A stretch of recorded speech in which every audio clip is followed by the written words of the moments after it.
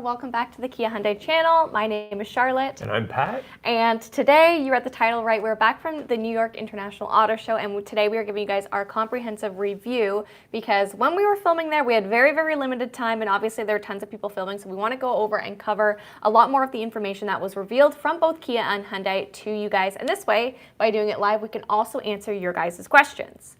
Woohoo! Now, before we get into it, if this is your first time watching a video from us, the Kia Hyundai channel, we do these videos for 3 different reasons. What are they? First and foremost, you may already own a Hyundai Kia, and we want to make sure that you've got all the information about your car. Number 2. Yeah, okay, I didn't know you were bouncing it back to me, but that's okay. The second reason we do these videos is if you guys are searching for a new vehicle or for a pre-owned vehicle, why not consider Kia or Hyundai as a brand? They've done a lot of really cool stuff in the past couple of years, and K4 and the auto show is really showcasing that. So very excited about it. And lastly, if you're considering a Hyundai or a Kia and you live in Ontario, we'd love you to buy from us. Simple as that. We don't charge any type of market adjustment fee or anything along those lines. We sell at MSRP, and we are very happy to say that. So of our stores that are included, if you're looking for a Kia, we do have Brantford Kia as a part of our group. We also have Owen Sound Hyundai and Brantford Hyundai too. All right, so with that being said, let's kind of get into it.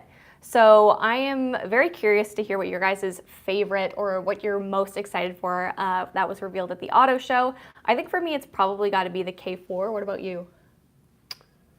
Yeah, I mean, we saw 2 refreshed Hyundais and then the brand new K4. And I think the thing that surprised me is the K4 is a lot bigger than I was expecting. Yeah. So what would you compare it for size? It's like first gen Optima. Yes, yeah, literally. Yeah. And that's pretty much what you said exactly when it was revealed. So a lot bigger than what we see from this current Forte, but not necessarily quite as big as the K5. Right. Awesome. The lines on it though, like it is definitely an updated, good-looking car. I think it's going to do really, really well. So what about you? What did you like? Okay, people are saying that I'm talking too fast, and honestly, valid. I definitely am. I think what I liked about the K4 is the fact that we have another compact vehicle that is entering into or a compact sedan that's entering into that segment, because just when you think that compact vehicles, we weren't really seeing them anymore in Canada or in North America even, we're heading definitely more in the SUV route. The fact that they're introducing something that is marketed as a new vehicle and that it's an ICE vehicle, so it's got an internal combustion engine, it's not a hybrid or electric or anything along those lines, I think is really cool. And it's like, yeah, you know what, this segment actually isn't disappearing. Well, in Canada, it's still very much a competitive segment. In the US, it's not as much. So there's a good size of the market. It's shrinking, but it's still, there's a lot of companies that have departed the cars altogether. And so, you know, the fact that we've got an under $30,000 brand new vehicle, a lot of other brands don't have that. So it's one of the things that Kia did that I'm pleased with, yeah. I think some of my favorite features that they're introducing when it comes to the K4 is we're also going to be seeing a little bit of how the new over-the-air software updates are going to work. So the K4, it's going to have some fun touches. So Kia is also the automotive sponsor for the NBA. They're partnered with them, which is really cool. And with that, we get to see some really awesome personalization. So if you are familiar with the Hyundai Santa Fe, they've done personalization when it comes to the NHL because they're partnered with them as far as door sills, stuff like that. This is actually taking it, I feel like, a little bit of a step further because you actually get to choose your team and you can customize your instrument cluster, your ambient lighting to reflect your team's colors.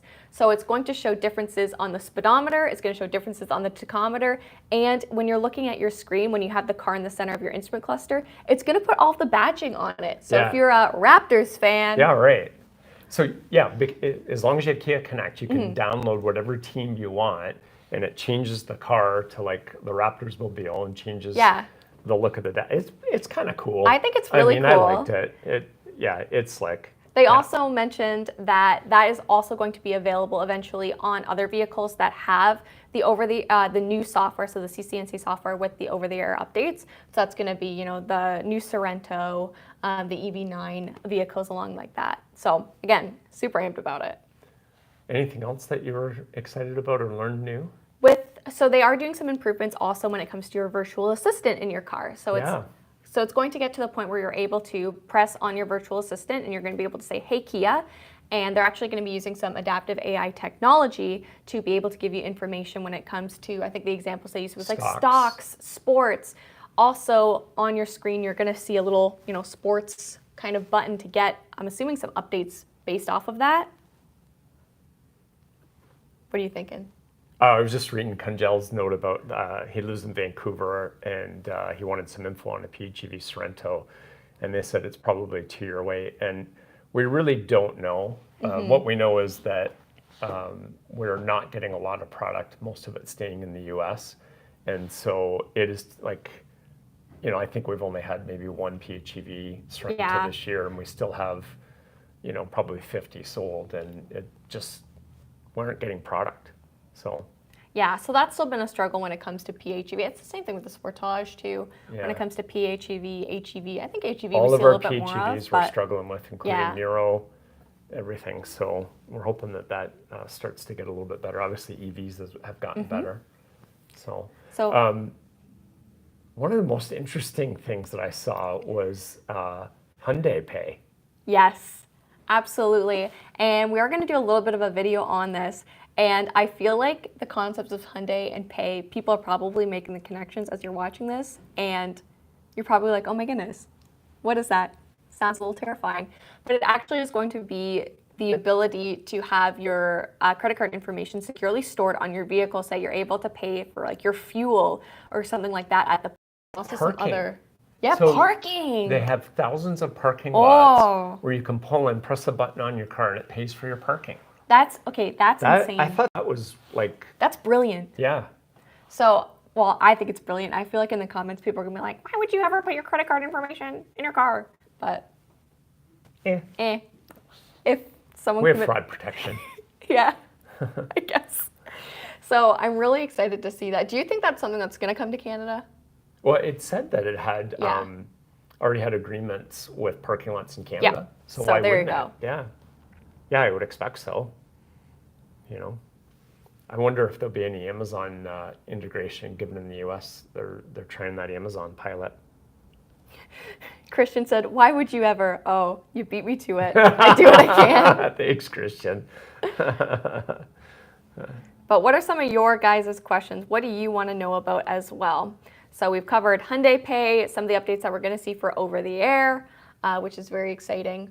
Also, of course, these vehicles are all going to have wireless Apple CarPlay, Android Auto, and also you're going to have the ability for turn-by-turn navigation. That is either through CarPlay or with the in-house navigation on your heads-up display. Right now we don't have that. We only have the NavWorks, and you know how it can, on the EV6, it kind of can put the line where you're actually turning like it's, immersive.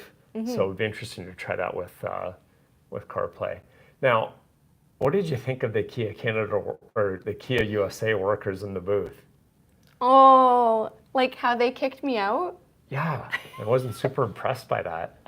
So yeah. They were polite, but they were not helpful. No, if you went and watched our K4 video, you'll notice that I'm standing like in front of the car and they put up like those little, what are they called?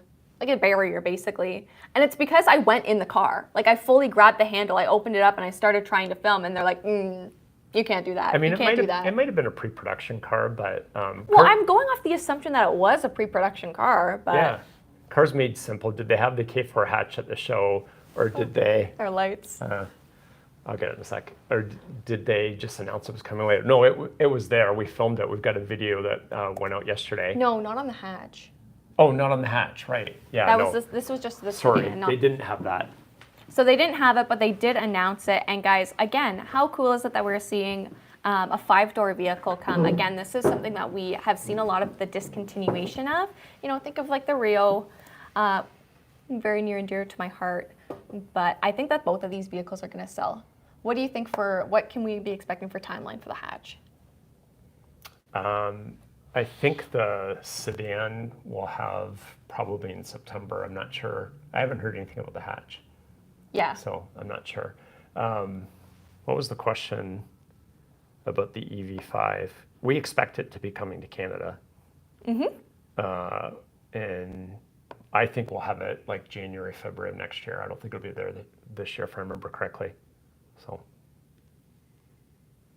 Yeah, I've heard the K4 hatch won't be available for another year. I don't know at this point. I'll find out though. A lot of people are saying everyone wants the hatch. Yeah, I think it's really cool. Also, something I want to talk about is a little bit of the design on the K4.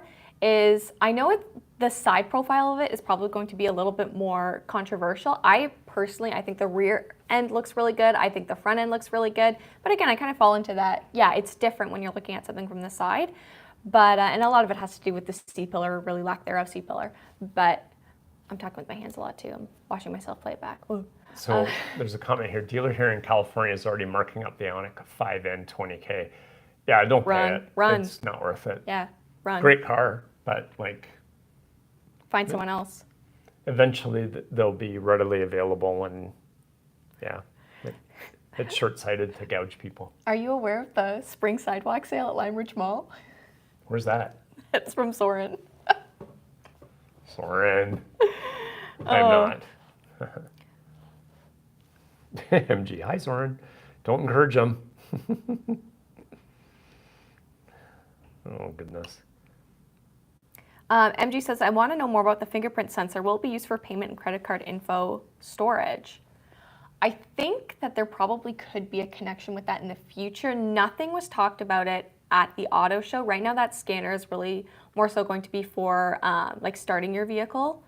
But again, we haven't even been able to have done a ton with that scanner because we haven't had a vehicle that's ours that is equipped with it yet. But I think it would be a logical connection that you could be able to access that in the future. But again, we haven't received any information on that, so this is all just speculation. Kunjel said that the EV9 is more than a year waiting. I don't, in Ontario it won't be. Like we've got really good product coming, much more than PHEV, so I don't expect it to be a year at all. Like, I mean, in some cases it might be 6 months, but we've got enough product coming that I think everyone that wants one will get one. Was that for the EV9 you said? Yeah, for the EV9. Yeah, I think our current wait time that we're quoting is between 6 to 8 months, but we're expecting that to actually shorten as we see production is ramping up, which it definitely has been. We got our first like stock order just last week for EV9, whereas it was 18 months on EV6 before we were able to input our own orders. It wasn't, it was an allocation method before that. So. Anthony is saying the new Tucson and Santa Cruz look good. I definitely think that they do. We have a video dropping tonight on the Tucson XRT, so that'll be coming out tonight at 6, which again, I'm very excited for. And I really do think, because we have the Santa Fe XRT, I think that that is a trim that's going to come to Canada.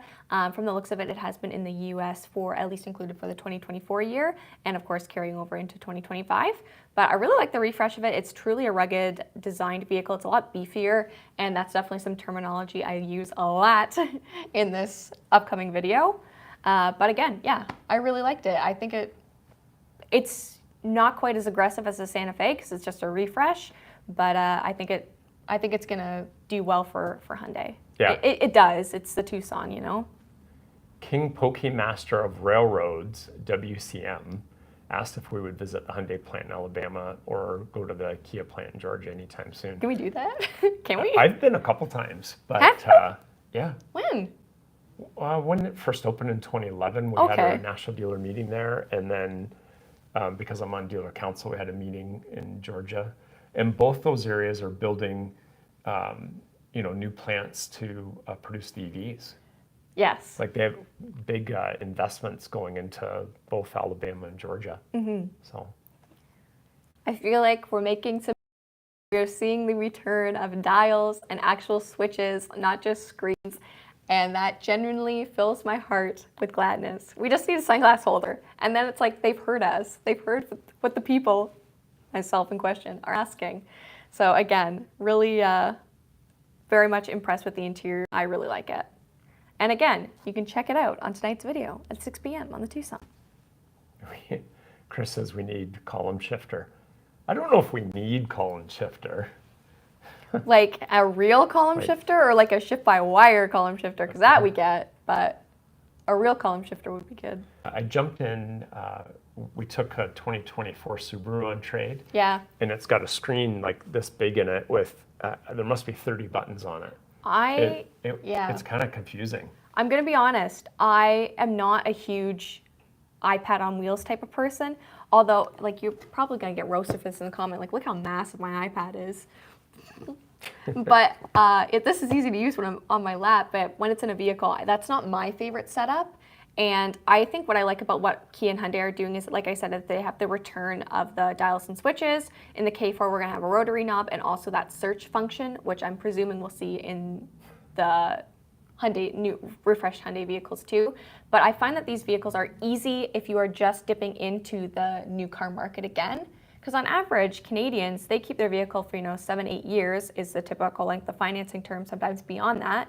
And after that point, they're searching for something new. So I find that our vehicles are pretty easy to get into, and you're like, oh yeah, this is a car, I understand how to operate it. Where did we eat when we were in New York? Oh, I got a gluten-free Shake Shack hot dog. We ate at Tavern on the Green. Yeah, though, we went to Tavern on the Green, which we went did to when you were a kid. Yeah, probably 15 years ago or something like that. So. Which is really cool. We definitely miss Gabby. Oh, but she's having a great time. We were walking towards Times Square, and I'm like, there are a lot of people here, Shar. And you were like, the music's really loud. Well, Shakira did a pop-up concert in Times Square when we were walking by. Yeah, so that was cool. So crossed another famous person that we've seen on our list. Yeah. When we were in Los Angeles, Gabby and I saw Shaquille O'Neal, and now we've seen Yeah, Shakira. I'm checking in at the hotel, and Shaquille's there, and they don't even tell me. We're like, Gabby's like, Charlotte, I think that's Shaq. And I'm like, my no goodness. way. It was. Yeah. All right. Don't iPad and drive. Amen. I agree with that. Shakira O'Neal. Yeah, we did. Shakira O'Neal. What did you think overall of the New York Auto Show? Like, is that something you would recommend to people? I think so. I think that there were a couple manufacturers missing. Now, albeit we were only there for a really short amount of time. Like, we were there for the press conferences, probably had about an hour and a half of filming, and then we left to go to the airport. I did notice that there weren't as many manufacturers. Like I said, we didn't really have like a Porsche exhibit, which is something I always enjoy. There was a couple 911 turbos that were kind of in the lobby area. I enjoyed it. I thought they have a beautiful venue, but I think that the Toronto one may have had a little bit more to offer. Yeah, the Toronto one was probably bigger. So the interesting thing about the New York Auto Show is it's actually put on by the greater New York area. I can't remember the acronym, but it's dealers. Yeah. It's a car dealer owned show. They did have some pretty cool stuff, like they had the, I say Rimac. I knew what you were going to say. You say Rimac? Yeah, I'm sure I'm Rimac. saying it wrong. What else did we see that was kind of cool? I saw a little bit from Karma, which I wasn't too familiar with them. Yeah. Yeah. Do you think Fisker's going bankrupt? Yeah, but I've said that in like previous videos. I think I said that like many months ago. I was like, I think they're gonna go bankrupt again. They had liquidity issues because they have a bunch of product that isn't sold, and so they just did some massive price cuts, like 40% off. Yeah. One of the trims. Well, their forecasting was off. Yeah. MDK HD killed Fisker. Is the EV9 OS an overhaul of the OS running on the EV6 infotainment system? Will current EV6 model year 22 or 23 get an OS update? The EV9 is a different operating system. It's the CCNC, so it is different. At this point, I haven't heard of any updates to it. My guess is it won't run the same system. So there's always nav updates, like that's available a couple times a year. And if you bought the car in Canada, it's no charge. Just go on the website and download it. So. Okay. What? Yeah, Fisker's definitely going belly up. Tragic. Yeah, they started with like $1 billion, and I guess it just. Well, is that enough for an automotive tech startup? Yeah, and part of the problem is that like the contract build, so they're not building in their own plant. They have a company build for them, and so there are some fit and finish issues and stuff like that. Any manufacturers from China at the show? No, I don't think there was, Gary. No. There's we know BYD is supposed to be building a plant in Mexico and intending to import those into the U.S. for sale, but it's kind of political. We'll see what happens with or not. Yeah, and BYD is the second largest EV automaker in the world now. So, here's a good question. What are your opinions on PPF and ceramic coating? What do you normally recommend to your clients? So, actually, stay tuned. I'll give you a little bit of insight as to a concept for a video that I want to do. My husband, he works at a steel mill, and his car, it's covered in, I don't know. It's fallout. Yeah, whatever It's it is. fallout Can't be from good the that he's mill. breathing it in. And it, like, no matter what you can do, you can take the car through the car wash, you can clean it, it does nothing. Yeah, it doesn't So, come off. I'm- It's my- this black soot that is like stuck on the car. My plan is to literally give it an acid bath, ceramic coat half of it, and then send it to work and see what the difference is. Now, when it comes to a lot of our demo vehicles, we will ceramic them because we live in Canada, we have a lot of environmental factors, and it generally does, I think, help protect the vehicle, and it looks good too. It makes it way easier to wash, everything just kind of rolls or wipes off. PPF, it's gonna depend on, I feel Like like I the have type it of on my vehicle. car. Yeah, you So- drive a matte paint car though. Yeah, I have a matte paint car, which means, if you get a stone chip, you got to paint the whole panel. It's the whole panel, yeah. And it's not a cheap process. So, I mean, it was expensive. Yeah. Like my cost, like what I paid was $2,600 to do the hood. Oh, really? Did you do full hood? Yeah. Yeah, okay. Yeah. I think full wrap is like Which, like, 5-6 grand. I mean, I don't know. It was a lot, but it's cheaper than repainting the hood. I So, think it's going to vary on what you value for your vehicle. If you value things like having your vehicle look good, if you value trade-in value, that's obviously going to be something that is important. And I would do PPF or ceramic coating or a combination of both if that's your thing to protect from that. MG's asking a question about the Sorento in the small screen between 12-inch screens and the infotainment, like the EV9 and the K4. It doesn't have the small screen No. in between, no. Soren said business expense.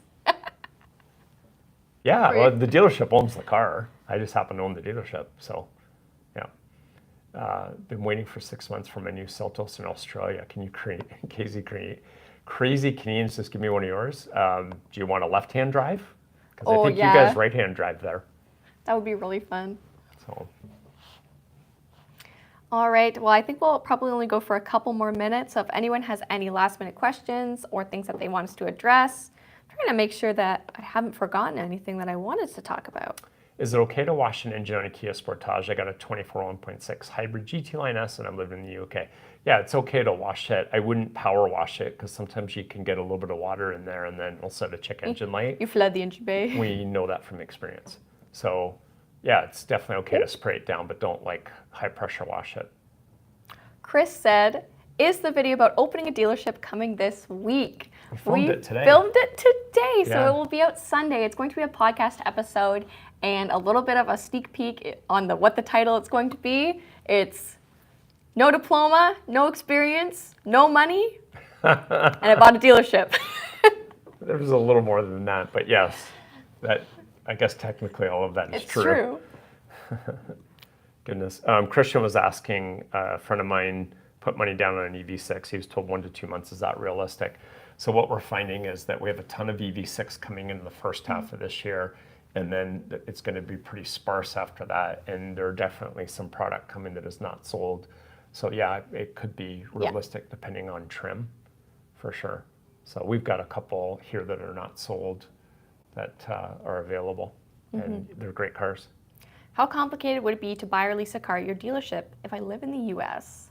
It's pretty impossible. It's pretty impossible, especially because with some vehicles we have to sign, can I say this? I can say this, Yeah. right? You have to sign a non-export agreement. Right. So if you lived in Canada, we'd be happy to help, but we can't send cars to the US. Womp womp. Christian, dang, I have a diploma, I'm out.